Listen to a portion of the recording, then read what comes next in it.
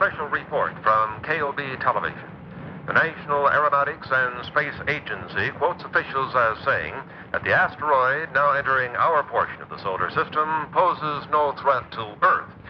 Meanwhile, NASA's viewpoint is substantiated by observatories as far away as Siberia and Peking. However, as might be expected, official sources in Moscow and Peking do have a difference of opinion as to the size and mass of the space intruder. Nevertheless, the world's scientific community is generally agreed on one thing. The asteroid is on a collision course with the moon. After the impact, astronomers will no doubt have to add a new crater to their maps of our already pockmarked moon. In any event, we will interrupt our regular programs to keep you informed of the now certain collision in outer space and to bring you any further bulletins from leading observatories or from NASA.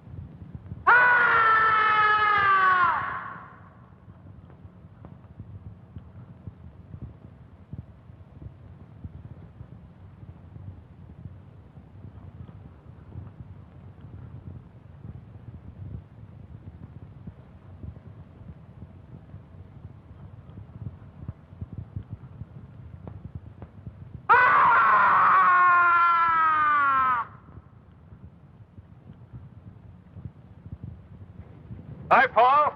Johnny. Johnny Longbow. Johnny, what? Sorry for rushing the Halloween season. It was too good to resist. What? You can come out now. Show's over.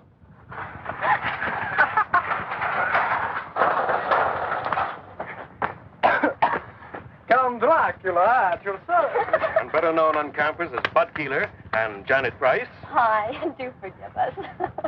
These, I'm afraid, are two of my students at the university. Unfortunately, I'm saddled with them for my summer field course. Just as you were saddled with me. Not quite. You decided to switch from anthropology to mineralogy at the graduate level. Until that point, I thought you had a fair degree of sense. Was it you that made that god-awful sound? That was me, I'm afraid.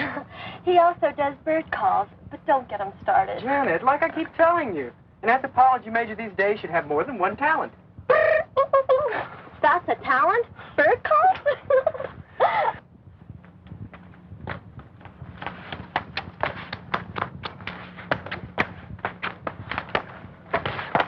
I'm Kathy Nolan. Paul Carlson. Don't tell me you're a student. Miss Nolan's doing a picture story on the religious customs of the tribes around here, especially my own people. That's why Bud happened to have a ceremonial mask. Really my idea. I borrowed the mask from the collection at the reservation to do some mood shots on location out here. But when we were heading back and I saw you, and Professor Salinas explained you were a friend, well, I'm afraid the bright idea of using it for a practical joke and getting some shots of your reaction was my idea. Thanks, I'm glad to know. I'm afraid we got more reaction than I bargained for.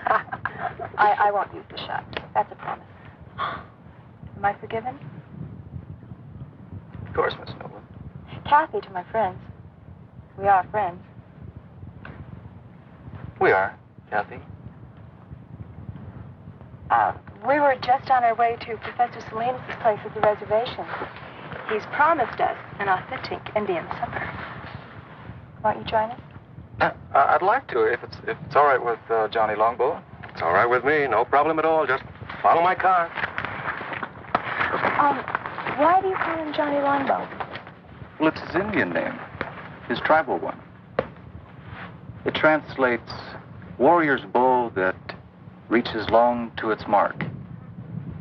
Actually, he handles a bow like one of his ancestors. There's additional word from NASA this evening concerning the asteroid that collided with the moon 2 days ago.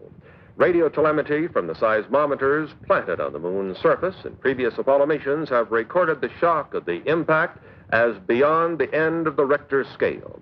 On Earth, this would be a disturbance that would rival the explosion in the 19th century of the volcanic island of Krakatoa. The impact on the moon has sent off a shower of fragments mixed with pieces of the asteroid. Some of these small fragments will enter Earth's atmosphere tonight, but they will undoubtedly explode into nothing more than a harmless shower of tiny meteorites, according to NASA officials.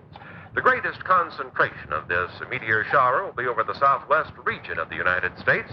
This meteor shower will be, however, quite harmless, according to the statement from NASA, and likely to provide nothing more than a spectacular sight in the skies. And that's the story of the awesome collision on the moon today. This is Gary Kanan from our news center in Albuquerque. I didn't schedule a meteor shower as part of the evening entertainment at the reservation. But it should be quite a sight. This is a great meal, Professor. That's a great stew. What's in it? Oh, a lot of things. Chicken, corn, green peppers, chili, onions. Well, it's an old recipe around here. Well, if nobody minds, I think I'll have some more. All for the cause of research, naturally. I'm glad that's what you call it. You know, I'd like to get some night shots of this area. Well, if you don't mind me tagging along, I know a few great spots. But they're pretty far away.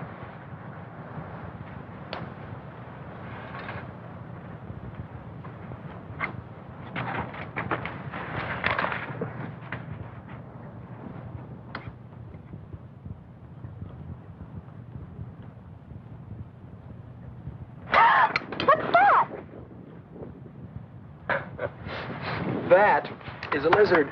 Oh, sorry. Things like that scare me. You get used to lizards here. They're quite common. That's why tribes in this area have so many legends about lizards. Like, what, for instance? Such as the story of Lizard and Coyote, for instance. In the days before there were men on Earth. Sounds like it's going to be the Navajo version of Genesis. Ignore him, Professor. I'd like to hear the story. It'll have no effect on your grades. I don't expect it to. I'd just like to hear it. Well, one day, before man walked on Earth. Lizard and Coyote were having an argument about what shape man would take. Lizard won the argument. They finally agreed that man's hands would be shaped like lizards, 4 fingers and a thumb. Hey, that's right. Was that the end of the story? Not quite. Coyote drove a hard bargain. He agreed that man's hands would be shaped like lizards rather than his paws. But only if man would be mortal and never again try to be like lizard.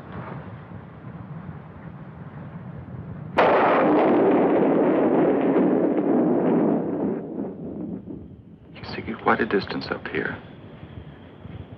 Although we've got a lot more air pollution than we're used to.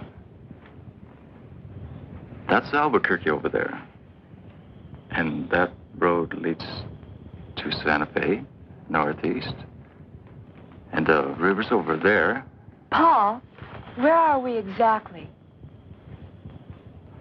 I'm sorry. We're on the top of Sandia Crest. It's 10,678 feet up or down, depending on where you are and your point of view. Yeah, I'd like to come up here at night. It's one of my favorite places on Earth. It's always so peaceful, so quiet. Somehow above the rest of my life.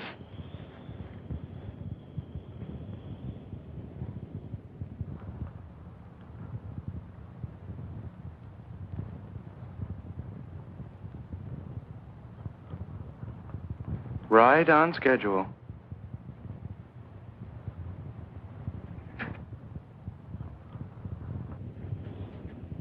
Paul, what's wrong? What is it?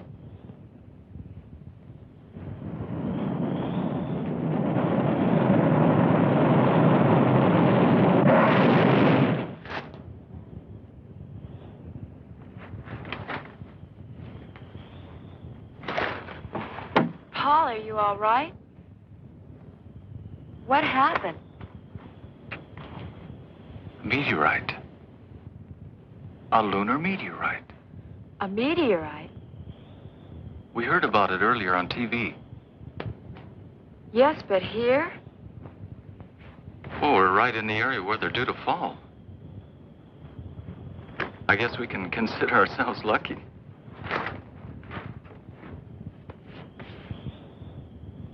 What's the matter? You've got a scratch or something on your forehead. I don't feel anything. Oh, no, don't touch it. Let me do that. I must have bumped it when we hit the dirt. Let me clean it up anyway. See, you were bleeding. That's nothing. Hey, Kathy. Look at that.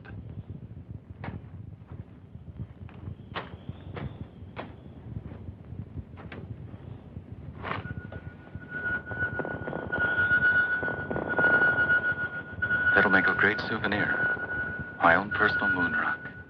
Moon rock? Oh, wow.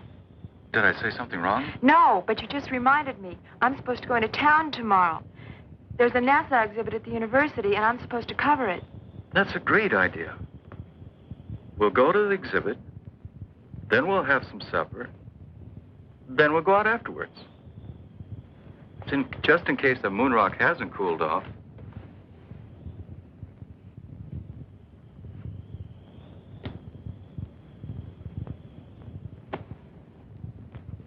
It's cool enough to travel now.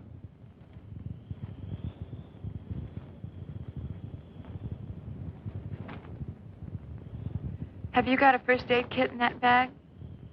A few things. Why? I'm still worried about that cut on your head. It could get infected. Look, I don't live far from here. And I've got all kinds of antiseptic in my medicine cabinet at my place. Your place? My place. place then.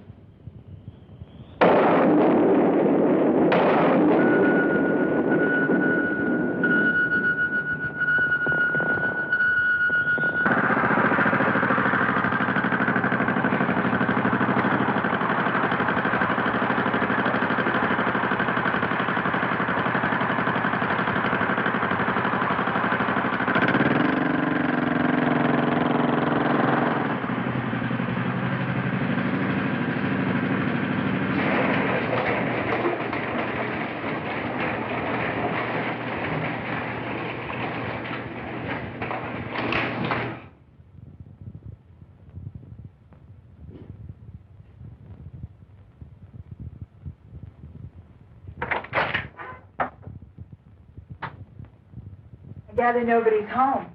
My mother's in Europe. She travels a lot.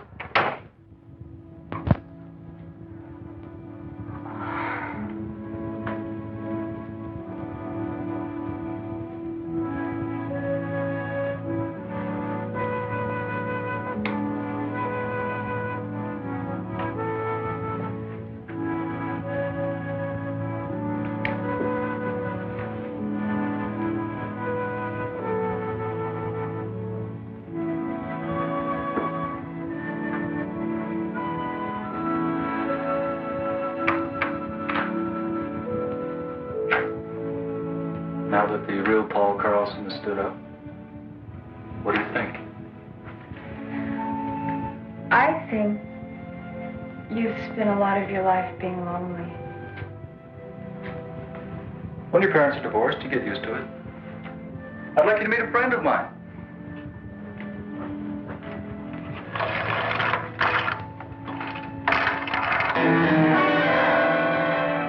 Hey, his name is Ty. Ty. Short for Tyrannosaurus. Sounds like something in a museum. It is, usually. Ty looks a lot like a dinosaur. Or like the dragon the Indians call Avenue.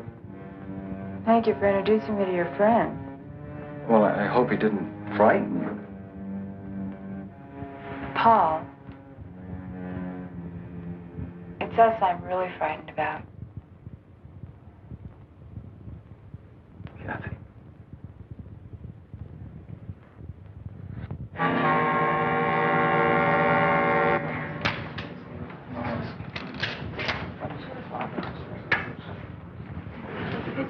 Excuse me, I want to get a closer look at this moon rock.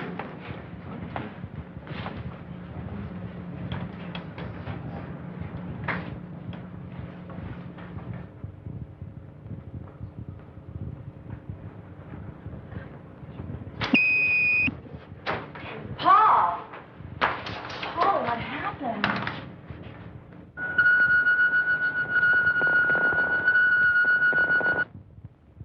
I guess I blacked out. I'm okay. Are you sure? Yeah, I'm fine. I just need some fresh air.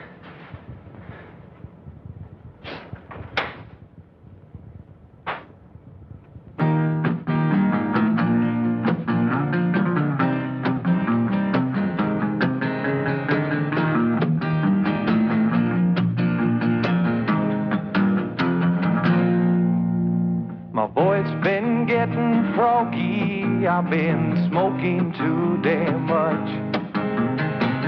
Singing songs to the sun that's rising, rhyming words I cannot touch. Oh, I've been wandering in circles with just a guitar in my hand, playing one too many bar rooms and drinking more than I can stand. California lady, won't you bring your love to me? California lady, she's the one I want to see, my California lady.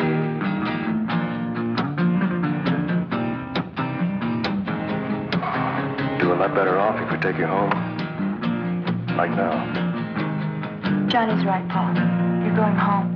I'm hung out in Chicago with a California mind. Lady love and Lord above, these city mountains aren't my kind. Oh, I've been wandering in circles with just a guitar in my hand, playing all them funky bar rooms and drinking more than I can stand. California lady, won't you bring your love to me? California lady,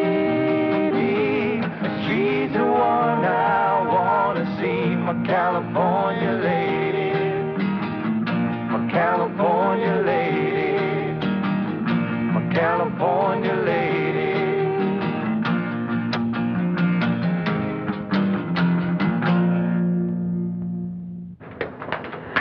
I'm just not sure. Leaving him alone.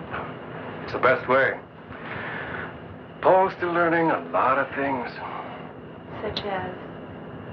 Such as how to accept help from other people. He's used to doing things for himself. He's been a loner a long time. It's not easy to change. Even so. Tell you what.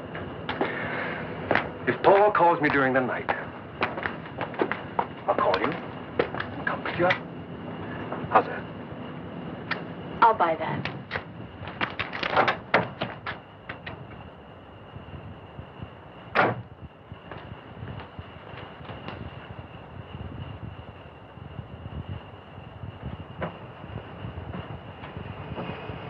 And if Paul calls me first?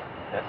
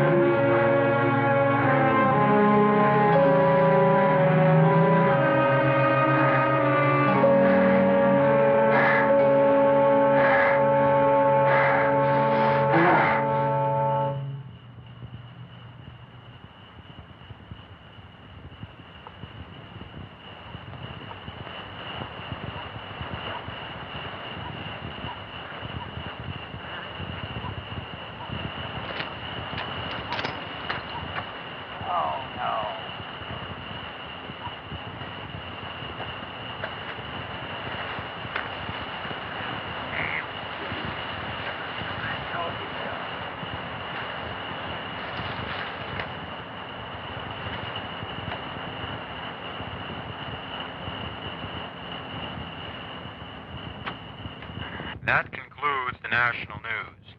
Now turning to the news of the local Albuquerque area. 25 people were stranded this afternoon for over 4 hours on the Sandia Cape lift.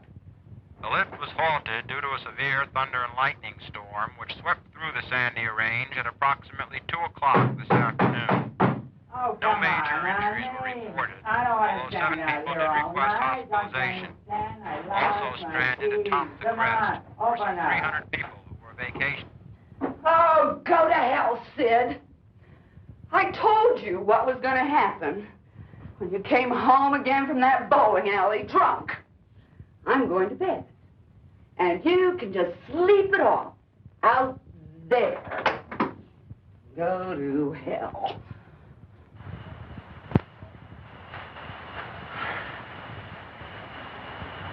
Who's there?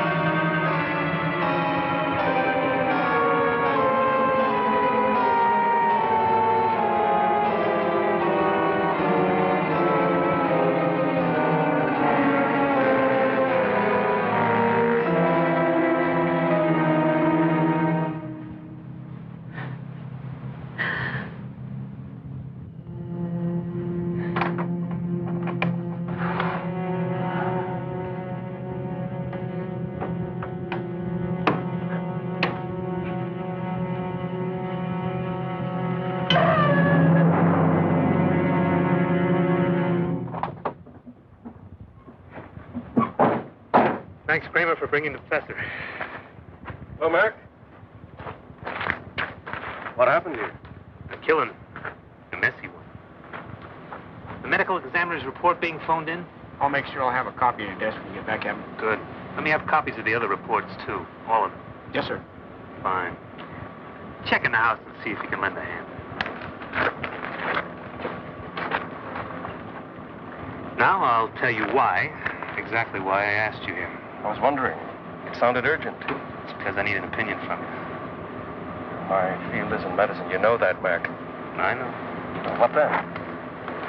One problem with being a cop is that eventually you think you've seen everything. Well, this morning I found out I was wrong. This is different. Which one is him?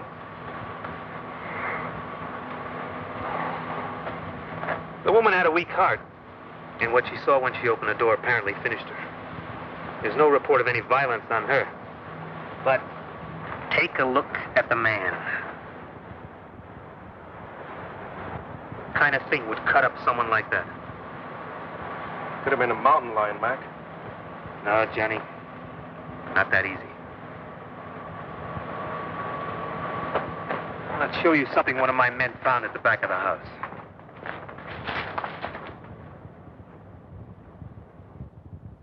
Whatever. Killed Harris must have tripped over the garden hose and grabbed at the side of the house for support. Take a break. I'll check things here. You're right. That wasn't made by a mountain lion. That mark was made by a human hand. Well, I would agree with you except for one thing. You tell me what kind of human makes a footprint like that. Now you get the picture, Johnny? When I got that radio call, I thought someone had made a real goof. But when I saw Harris, I had to believe it. Harris was killed by some kind of thing that was nearly 7 feet tall. Had hands with claws on the fingers. And walked on feet like I've never seen before. Now, that's why I had to bring you here, Johnny. Now, you're right. This is not some kind of medical problem. I don't know what kind of problem it is. You're an anthropologist, Johnny. I thought, well, just maybe, you might be able to help us with this. Well, I can't tell you. I've seen a track like that before. Where? In a museum. A fossil track. Several million years old. Have your men made a plastic after the track? We might get a better answer from the paleontology department at the university. The department head, Dietz, he's a friend of mine. Let's go now. The casting should be ready.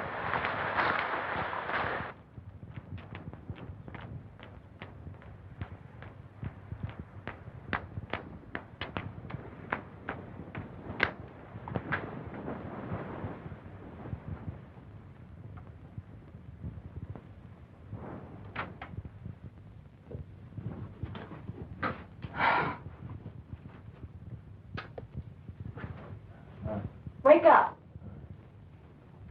Wake up.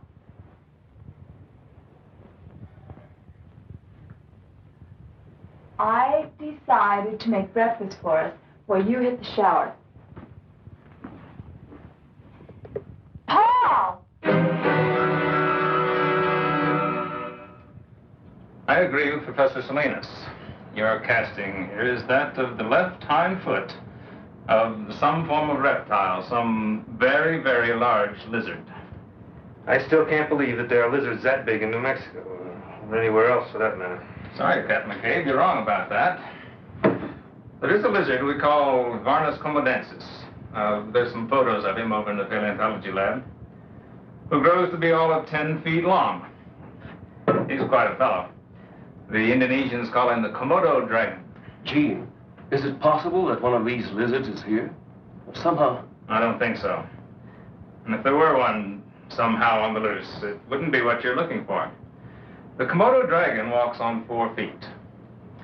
This indicates a lizard that can walk upright.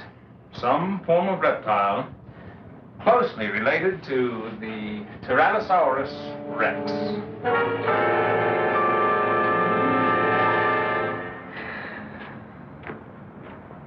Thanks, Johnny. But how in the hell am I going to tell the commissioner or anyone down at City Hall? A man was killed on the doorstep of his own home last night by some kind of dinosaur.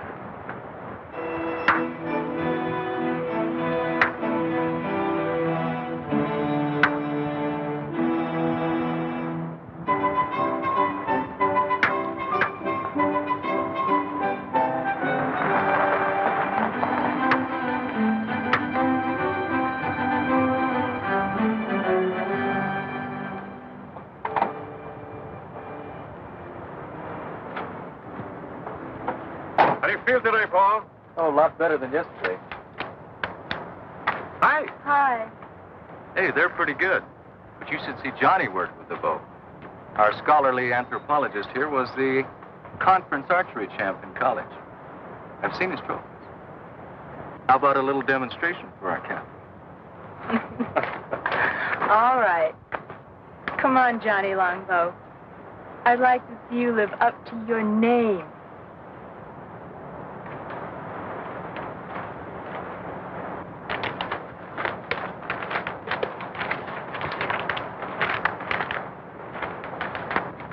Johnny made everything himself.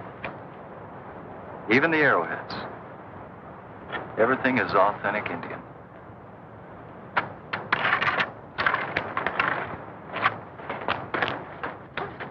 Okay, Johnny. Now let's really impress the lady from New York.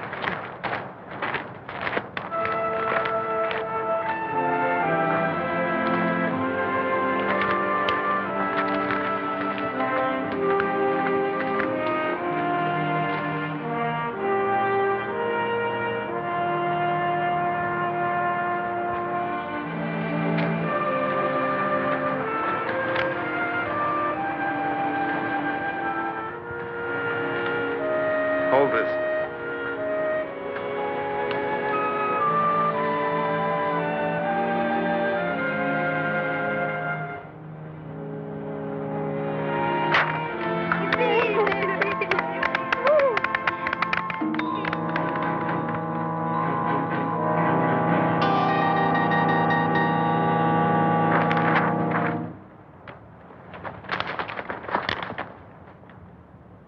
Paul!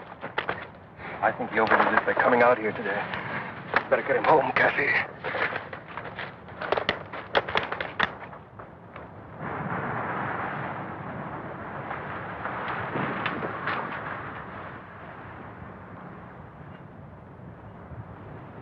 Oh, no.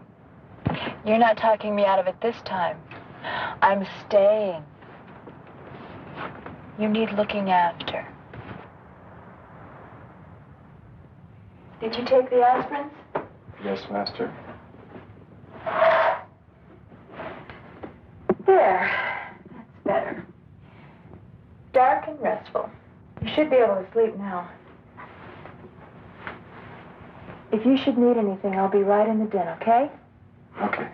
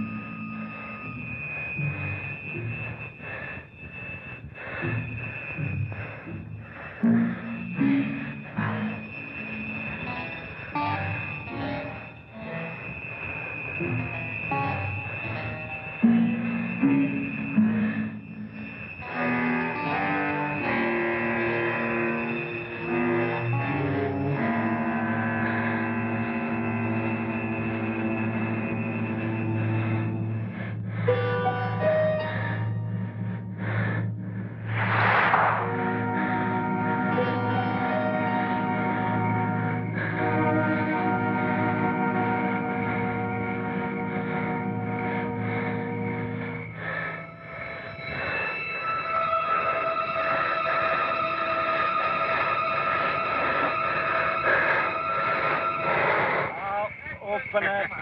Okay, then. I'll open it. Wait just a minute. I'll open it for two. You open it for two. Right. All right, I'll see it. I'm in for two. You're in for two. How about you, Earl? Yeah, I'm going to stay for two.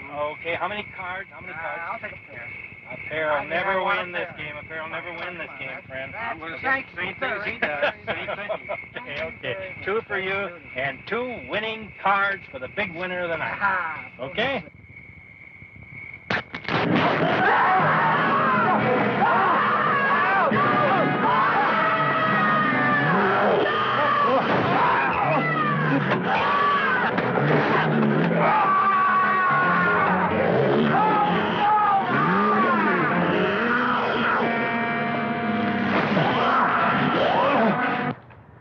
Paul.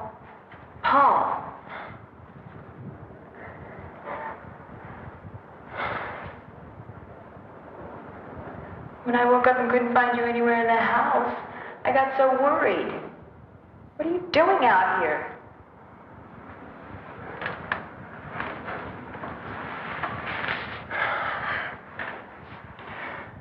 was so warm in my room. I couldn't get back to sleep. But it must have been chilly out here last night. You could have caught cold.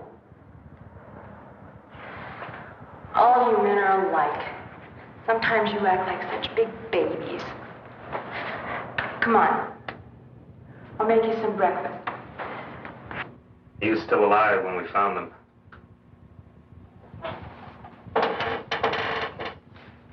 The man was pretty far gone in shock.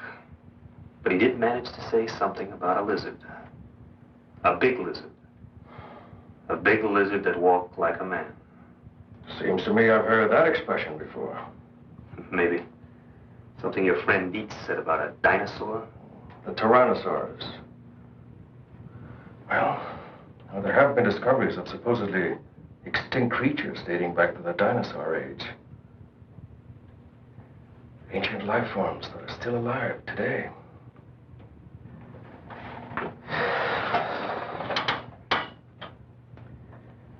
Maybe there is a dinosaur still alive. Up in the hills. Something drove it out of the hills. Now it's on the loose. Professor Salinas, those poor men murdered in the hills last night. Have the police found out who did it? Only some theories. That's all so far. Were those the reason for all that laughter when I drove up? They're the pictures Kathy took at the NASA exhibit. You should see the one of Bud looking at the girl in the tight jumpsuit. His eyes were popping out. What happened in this shot? Oh, this one. I don't really know. It's probably a light leak or a lab error.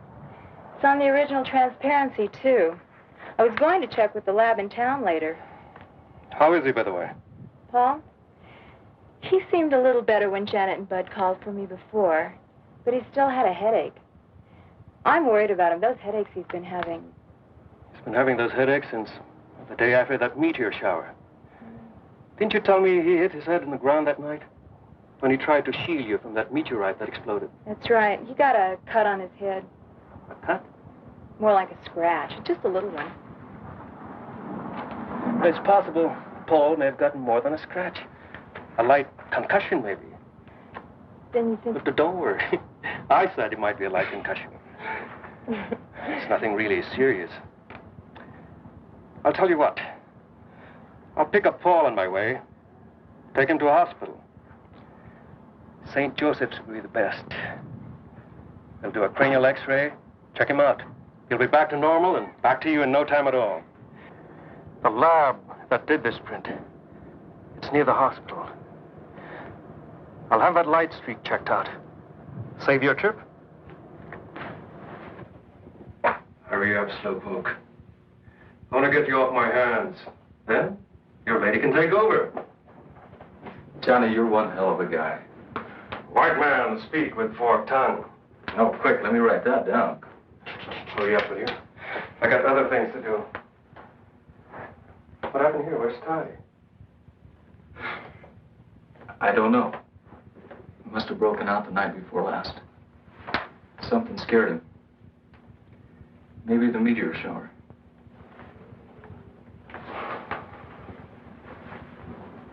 Hey, is this the meteorite you found? It's my own personal moon rock. Funny thing, I've looked through every text I have on mineralogy, and I can't find anything like it. Of course, I haven't run a series of tests on it. You mind if I borrow your moon rock for a couple of days? Go ahead. I was going to take it to the geology lab anyway. Maybe they can find the answer to it. I can't. But right now, we're going to take you over to St. Joe's. Maybe they can find an answer to what's been bugging you. That's it. You can get dressed now.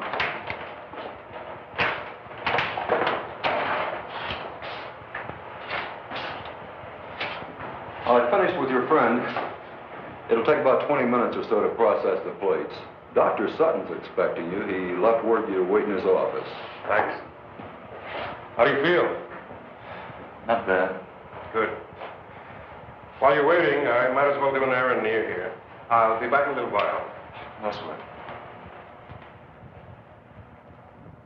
Then it's not just some kind of error in printing, Mr. Hamill. Definitely not. I remember looking at the originals on that roll myself. What you see is what happened. I can't explain it, but it's not our fault or the fault of the film. Have you ever seen anything like that before? Never. I've been in this business for years. I'm Dr. Sutton. Would you come this way, please? I've looked at your x-rays. And? We don't usually discuss them with patients, but this isn't a usual case, Mr. Carlson. This is the normal situation, just to give you an idea. And this is the one we took of you. What does it mean? What's happened to me? You've been hit by a small particle of matter of some kind. Not enough to cause any pain because of the high speed, but it is there. Then something's inside my head? Yes. It's not uncommon. There have been cases where servicemen have survived with small particles of shrapnel embedded in their brain. This wasn't shrapnel, Doctor. So I understood. A meteorite, you said?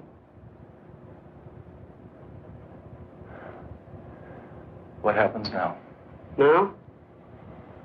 Now we're going to keep you here for a few more days for observation. We're going to take more x-rays. If that area doesn't clear up, we're going to do something about it, surgically. I made these photos several years ago when I was doing research for my doctorate. They just might have a connection to your killer lizard. Well, at this point, I'd settle for anything in the way of a lead. Well, let's see him. This was the first scene in a deer hide painting I was shown. Not many people have seen it. It's something like 400 years old. What's happening to the Indian in the painting? It's the beginning of the story. He's being struck by a light that comes down from the sky. Well, what happened to him? See for yourself. Whatever struck him from the sky changed him completely from human form.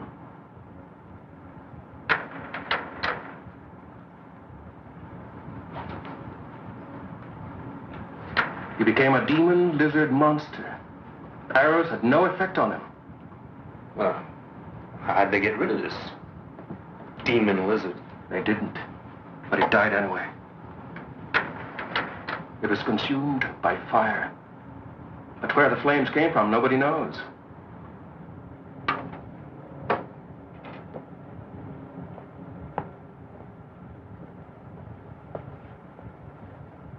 That's a mystery. And it's still a mystery after 400 years. I know what you're thinking. It's only an Indian legend, part of our tribal culture. I know, it's fantastic, but it's the one thing that ties in with what the fisherman said. He said the camp was attacked by a lizard that walked like a man.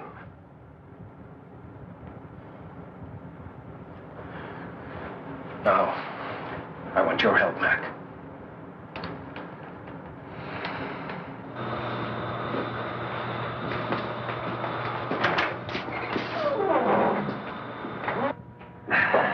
Well, we've got the place to ourselves. I had them close up early on my authority, and I hope this proves something. We'll know in a minute. I never thought I'd see the day when I try to solve a case with Indian superstition.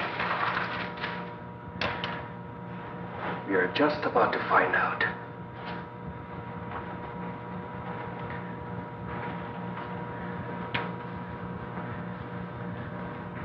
It should be somewhere just about here. What was that? I don't really know. My guess is that there's some unusual element in this fragment that synchronizes with that larger mass over there. Then it produces some kind of energy reaction. You mean this energy or whatever it is? They're turning a human into a monster? Just like in those werewolf tales? When there's a full moon in Transylvania? Johnny, I've known you for a long time. You gotta be kidding. I wish I was kidding, Mac. I'm not. Now, there is an answer. But I think I know what it is. And it makes me sick to think about it.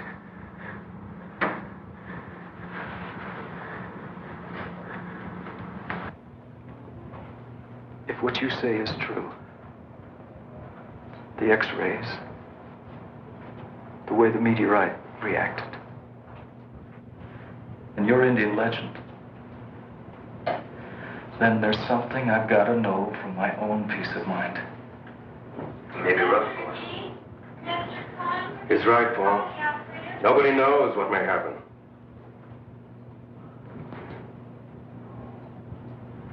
And let's find out.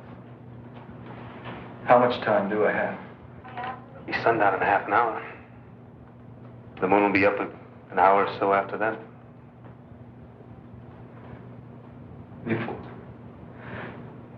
Before anything happens, I want to talk to Kathy. I'm sure that can be arranged. She's at the reservation. I'll phone her now.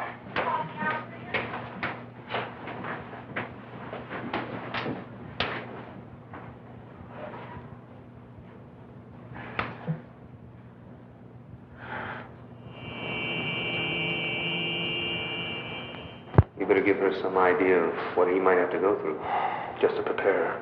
I'll try.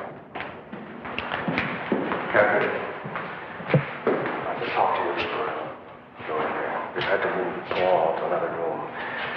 He's in there. Why is he in there? Why are these policemen here? We're not sure what may happen to Paul after the moonrise. In fact, moving him here was his idea. But surely... Kathy, see, this is a hospital. We can't afford to take any chances. The moon is a strong effect on the Earth. Look what it can do to the tides. In Paul's case, it may trigger a whole set of changes. A temporary mutation. I want to see him. Now. Please.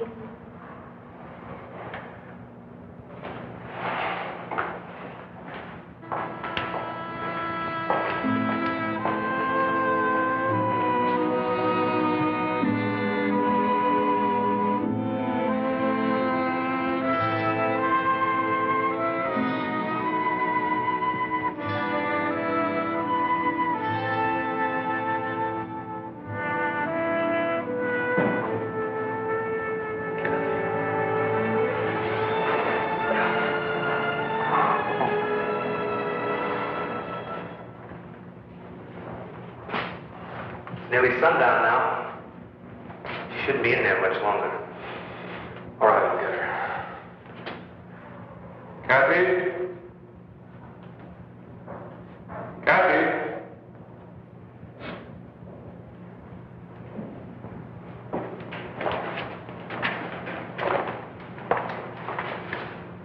Thanks, Johnny. Can I take you home? No, thank you anyway. No trouble, miss. One of my men can take you home. Thank you, Captain. I'll be all right. I'd like to stay here at the hospital.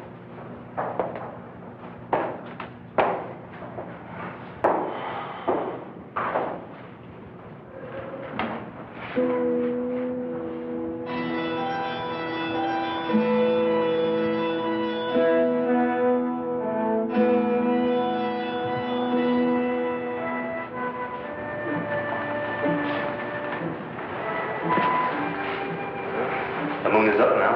I hope you were right. I don't. I hope I'm wrong. Well, we'll know in a few minutes. Something's happening.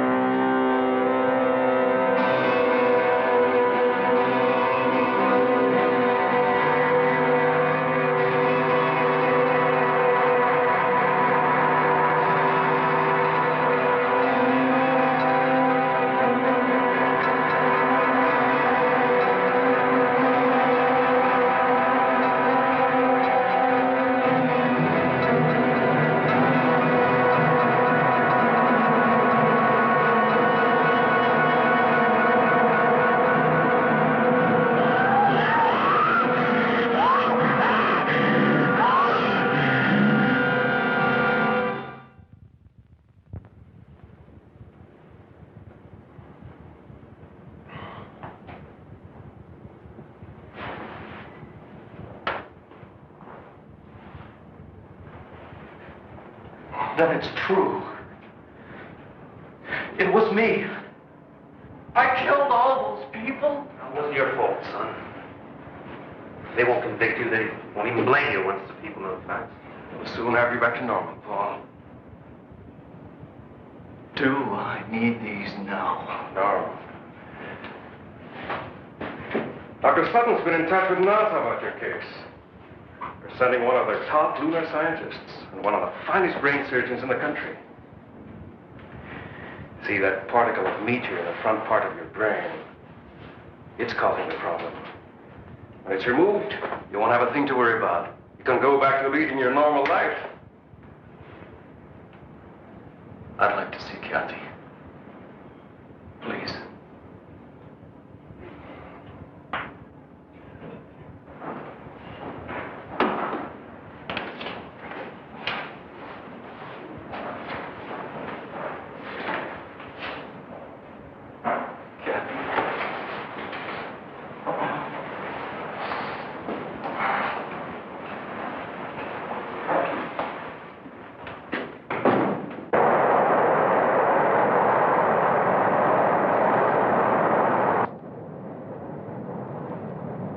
Would you fasten your seatbelts, please? We'll be landing shortly. When are we due in Albuquerque? In about 20 minutes. The captain got a message a few minutes ago. You and Dr. Lawrence will be met at the airport. Thank you. May we get off first, please? We just have some hand luggage. That's also been arranged. You and Dr. Rizzo are to be given every cooperation. I must admit I was pretty startled last night when I got the call. So was I. I've never come up against a case anything like it. And I've had a few unusual ones, I must say. We've been worried at NASA all through the Apollo program about the possibility that something could cause a mutated life form. Nothing ever happened. Until now.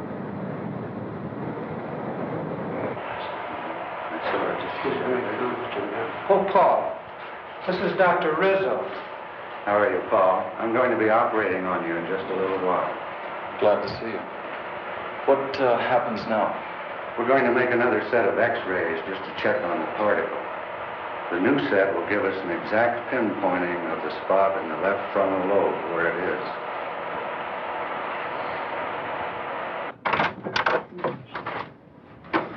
I thought you should see these right away, Doctor. I think we should look at these inside.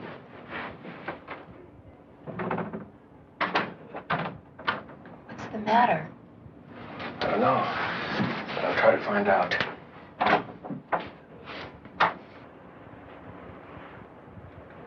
If you look at the difference in the affected areas, you'll notice considerable change, Doctor. There's been a definite growth. From the look of it, I'd say the particle in that young man's brain has disintegrated, and energy factors are spreading through his entire system. No question about it. Isn't there any way of neutralizing the effect, Doctor? That's your field, Dr. Lawrence. Isn't there something that can be done? We're dealing with a brand new unstable element here, one we've never seen before. We don't know its characteristics, atomic structure, how it reacts. There's a chance. There's always a chance. Eventually, by doing research on the meteorite fragment you showed me, well, we might learn how to cure your friend. But the time... You're saying by then it could be too late. I can't give you the timing exactly, but more or less what's going to happen is that the very presence of the moon itself, a moon rock of gigantic size, if you will have a recurring effect on your friend's mutation every night, just as the energy emitted by that particle in his brain was triggered by the small moon rock at our exhibit here. Eventually, the diffusion throughout his body will be complete. And at that point, the situation will be atomically unstable. Then the energy is released all at once. A form of explosion. Exactly. And when it happens, your young friend will be consumed by it. I've got to talk to you now. Let's go. The demon in the tribal painting. Self-consumed. One Indian mystery solved. Oh, Paul, why couldn't there be time for us? There isn't. And that's why I'm going away. Now, if I'm gonna die, I want to die looking like a man, not like a monster. Paul, don't.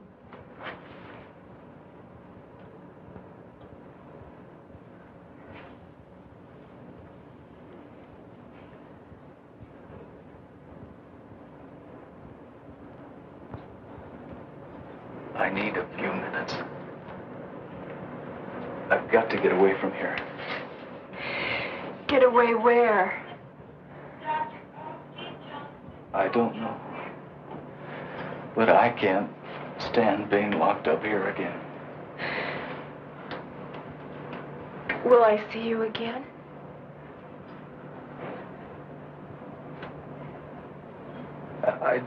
I don't know.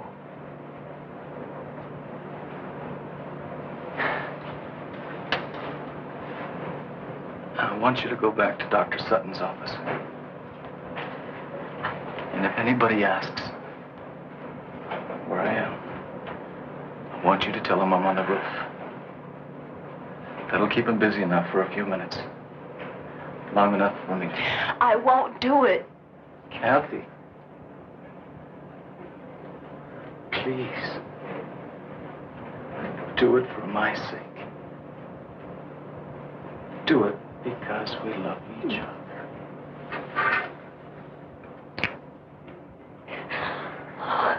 Oh, Paul. Why did this have to happen to you?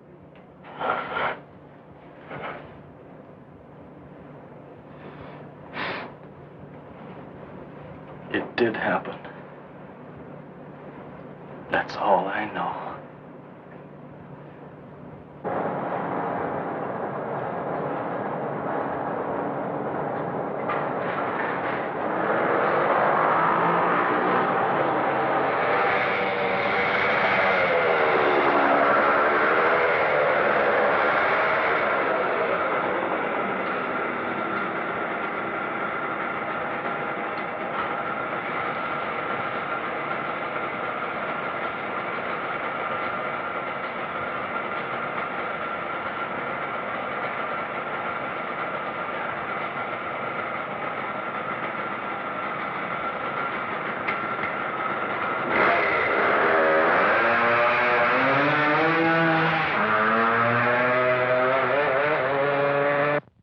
Stunts I've ever seen.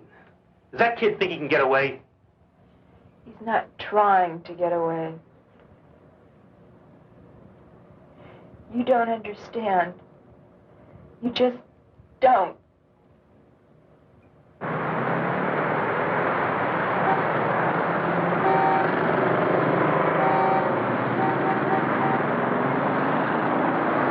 A search has begun to locate a young Yes, sir. male patient. What can I do for you?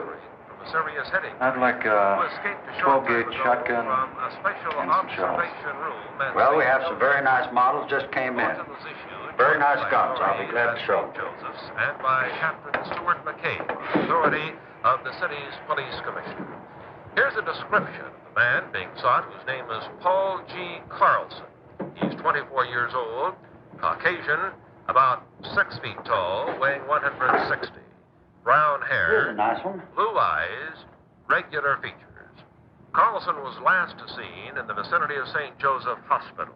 He's believed dressed in tan slacks and a blue sweater. We got a report on him. The owner of a gun shop says he tried to buy a shotgun, but left without it.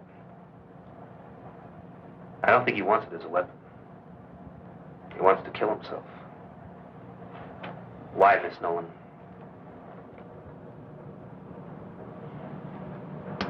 Because we overheard what Dr. Lawrence said in the other office.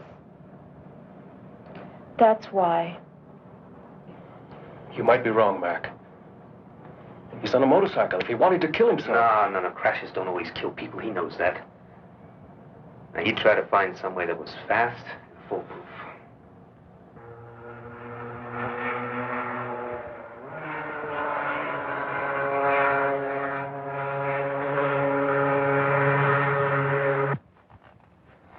If only we had some kind of lead on him.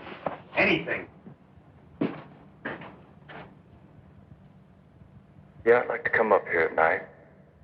It's one of my favorite places on Earth. It's always so peaceful, so quiet.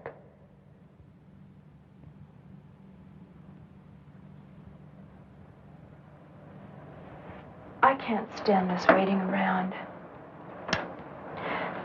I think it would be better if I went back to the reservation, don't you? I guess so. Well, how will you get back? I borrowed Bud's car. I'll phone you if we hear anything.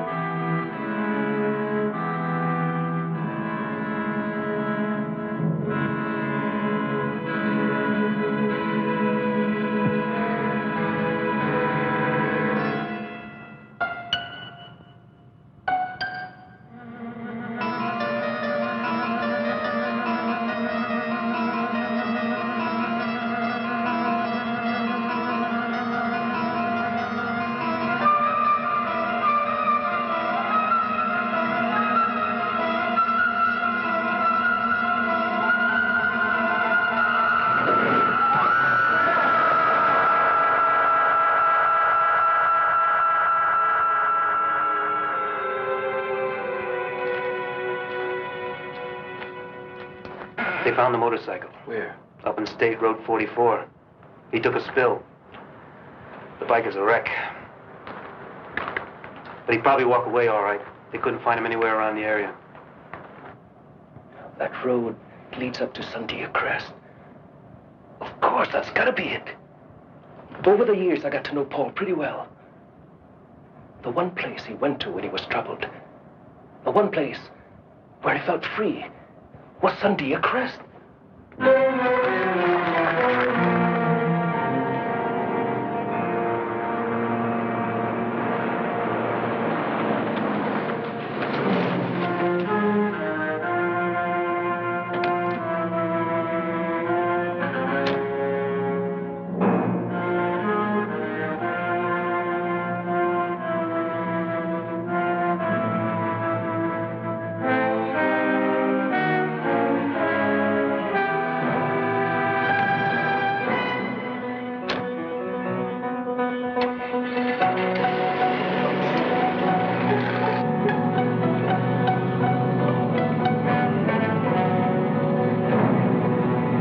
Right, Pete. Get to Sandia Crest.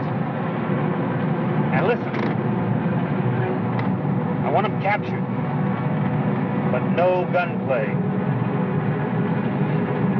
Unless it's absolutely necessary.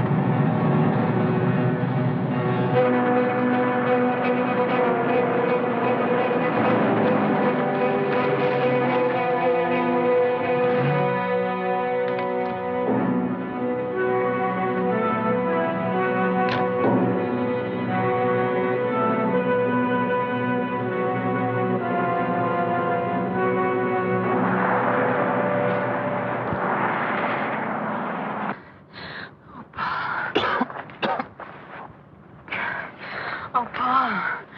For a minute, I thought you were...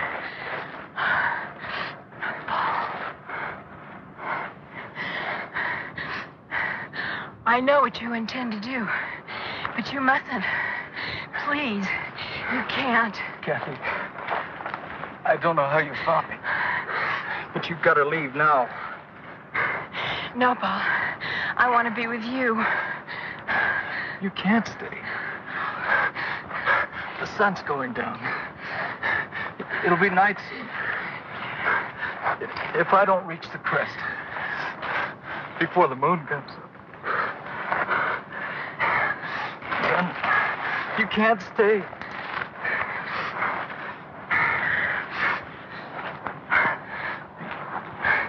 Then it'll be too late for the both of us.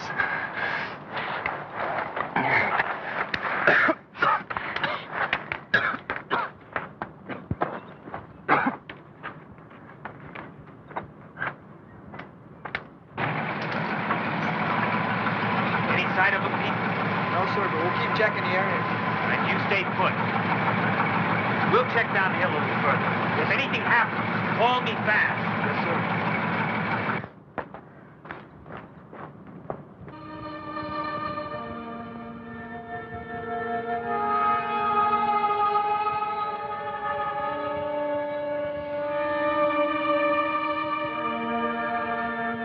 Paul!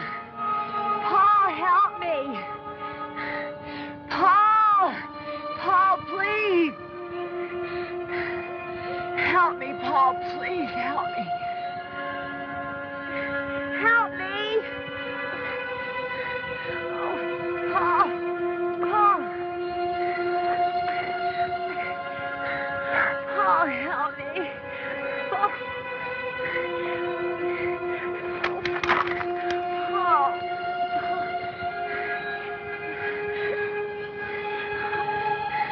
Please, Paul, my foot is caught. Help me. Paul, help me. Please. Please.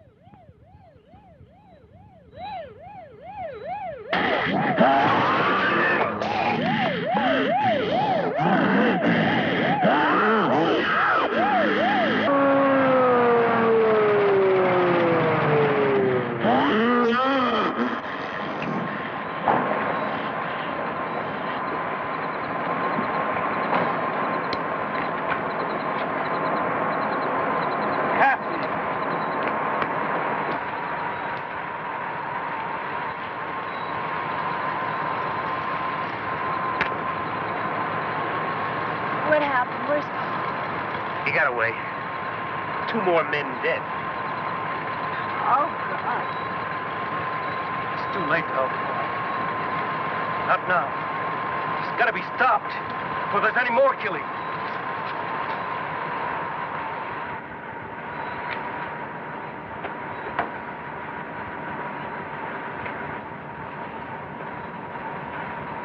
Are you going to try and stop it with a bow and arrow? Not with just any aeromac. I'm going to use this. That looks like a piece of the meteor Paul had. It is. I've fashioned an arrowhead out of it. What are you going to do? Johnny, tell me! We're fighting something we barely understand, Kathy. The changes that a particle of matter from outer space has made in a human being. That's why I'm doing this. If a particle can generate all that energy, a larger piece from the same element might speed up the energy processes. Dr. Lawrence, Paul and I heard you in the hospital. You said Paul would become atomically unstable, that he would... It was always inevitable. This way it may happen a little sooner, that's all. Johnny, you can't do it. He's your friend, Paul. Paul is not Paul anymore. You've seen that. Kathy, he's not as you and I know him. Paul is gone. What you see in his place is nothing we know. Nothing human. No!